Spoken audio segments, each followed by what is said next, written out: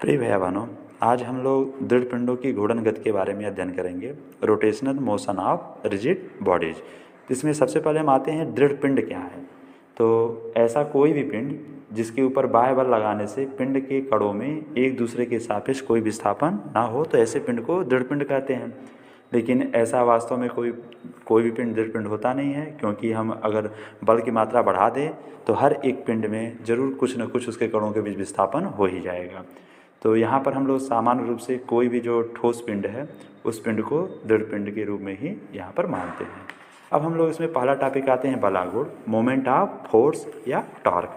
तो ध्यान देंगे, जिस प्रकार से किसी पिंड में अगर हम रेखीय त्वरण उत्पन्न करना चाहें तो उसके लिए बल की आवश्यकता होती है, उसी तरह से किसी पिंड में किसी अक्ष के परितः यदि कोणीय त्वरण उत्पन्न करना हो तो उसके लिए बलागुण की आवश्यकता होती है। तो मान लेते हैं यहाँ पर कोई एक कण या पिंड P है जो कि किसी निर्देशांक तंत्र में मूल बिंदु से R स्थिति पर स्थित है। अब अगर हम इस पर कोई बल F आरोपित करें तो उस स्थिति में मूल बिंदु O के परितः इसका जो बल आघूर्ण होगा टाउ, वो क्या होगा R गुणे F। ठीक है, अगर R और F के बीच का कोण थीटा है तो इसका जो परिमाण होगा टाउ इक्वल टू वो हो जाएगा RF साइन थीटा। अब हम इस पे आते हैं इसके मात्रक पर। तो जैसा हम जानते हैं कि इसका मात्रक क्या होगा, तो R का मात्रक गुणे F का मात्रक। तो R का मात्रक है मीटर और F का मात्रक न्यूटन, तो इसका मात्रक हो जाएगा न्यूटन मीटर।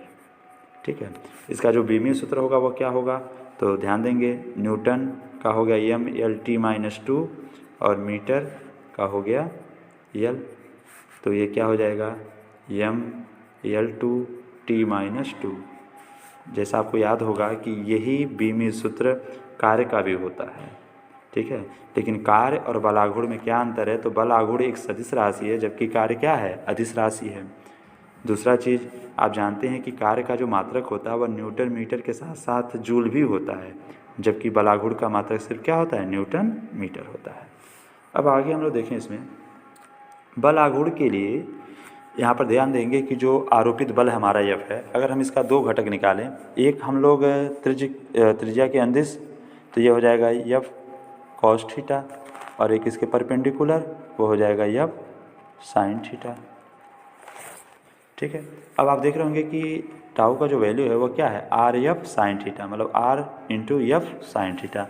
तो आप बताइए इसमें F cos थीटा अप्लाई हो रहा है कि F sin थीटा, तो जाहिर सी बात है यहाँ पर आपका जो त्रिज्य घटक है, ठीक है, और त्रिज्य घटक वो अप्लाई यहाँ पे नहीं हो रहा है, ये त्रिज्य के अंदिश। और दूसरा जो लंबवत घटक है जिसको हम लोग कोणीय घटक कहते हैं F sin थीटा, यही sin theta F sin theta ही यहाँ पर बलाघूर्ण के लिए उत्तरदायी होता है। तो ध्यान देंगे, इसको अगर हम दूसरे रूप में लिख सकते हैं, देखिए इस तरह लिख सकते हैं कि tau equal to R into ये जो आपका कोणीय घटक है, इसको हम लोग F थीटा से प्रदर्शित कर सकते हैं, F थीटा बराबर F साइन थीटा। ठीक है, तो कोणीय घटक वही इसके लिए उत्तरदायी होता है। अब आगे इसमें देख लेंगे हम लोग दृढ़ पिंडों की जो घूर्णीय गति है, इसमें एक चीज़ जैसे छूट गया, हमने दृढ़ पिंड तो पढ़ लिया कि दृढ़ पिंड क्या होता है, लेकिन घूर्णीय गति क्या होता है, इस चीज़ को ध्यान देना होगा। देखिए, जब कोई पिंड किसी स्थिर अक्ष के परितः घूमता है तो इसकी गति को हम लोग घूर्णीय गति या कोणीय गति कहते हैं। ठीक है, जैसे मान लेते हैं लट्टू है या बिजली के देखिए जो पंखे होते हैं, इनके जो ब्लेड हैं वह एक अक्ष के परितः ये घूम रहे होते हैं, तो इनकी गति को क्या कहेंगे, घूर्णी गति। हमारी पृथ्वी भी अपने अक्ष के परितः घूर्णन गति कर रहा है, 24 घंटे में एक चक्कर ये लगा लेता है, तो ये गति कैसी है, घूर्णी गति। अर्थात ध्यान देंगे, किसी स्थिर अक्ष के परितः यदि कोई पिंड घूम रहा है तो इसकी गति को घूर्णीय गति या कोणीय गति कहते हैं। ठीक है, ध्यान देंगे, यदि कोई पिंड घूर्णीय गति कर रहा है तो उस पिंड का कोणीय वेग समय के साथ परिवर्तित हो रहा होगा, तब उसकी गति त्वरित घूर्णीय गति कहलाएगी। कैसी गति, त्वरित घूर्णी गति। तो त्वरित घूर्णी गति का मतलब क्या हुआ कि गति करते हुए पिंड का कोणीय वेग समय के साथ परिवर्तित हो रहा हो, तो अर्थात उसमें त्वरण हो। कैसा त्वरण, तो वह कोणीय त्वरण। जैसा हम जानते हैं कि रेखीय त्वरण आप पढ़े होंगे, रेखीय त्वरण ए से रिप्रेजेंट करते थे हम लोग। तो रेखीय त्वरण ए बराबर क्या होता है, रेखीय वेग परिवर्तन बटा समय अंतराल। उसी तरह से अगर हम कोणीय त्वरण की बात करें तो कोणीय त्वरण क्या हो जाएगा, हाँ ये औसत रेखीय वेग था, तो औसत कोणीय त्वरण जिसको अल्फा से प्रदर्शित करते हैं, तो रेखीय वेग की जगह पर क्या होगा, कोणीय वेग परिवर्तन बटा समय अंतराल। तो इसकी परिभाषा क्या हो जाएगी, कोणीय त्वरण की, कोणीय त्वरण एंगुलर एक्सेलरेशन। तो किसी पिंड के घूर्णन अक्ष के परितः कोणीय वेग परिवर्तन की दर को उस पिंड का कोणीय त्वरण कहते हैं। और कोणीय त्वरण को हम लोग अल्फा से रिप्रेजेंट ही करते हैं। तो ये हमारा औसत कोणीय वेग हो गया, औसत कोणीय वेग alpha bar equal to delta omega upon delta T. अगर समय अंतराल बहुत ही सूक्ष्म हो जाए, समय अंतराल बहुत ही सूक्ष्म हो जाएगा, तो उस स्थिति में जो त्वरण प्राप्त होगा वो हमारा तात्क्षणिक या तात्कालिक कोणीय त्वरण होगा। तो तात्क्षणिक या तात्कालिक कोणीय त्वरण अल्फा इक्वल टू, ये क्या हो जाएगा, तो इसमें लिमिट लगा देंगे, limit delta T tends to 0 delta omega upon delta T. जब समय अंतराल सूक्ष्म हो जाएगा तो उस स्थिति में डेल्टा यहाँ पे डी हो जाएगा, डी ओमेगा अपान डी टी। तो ये हो गया तात्क्षणिक कोणीय त्वरण। अब इसके बीमीय सूत्र पर आते हैं कि इसका बीमीय सूत्र क्या है।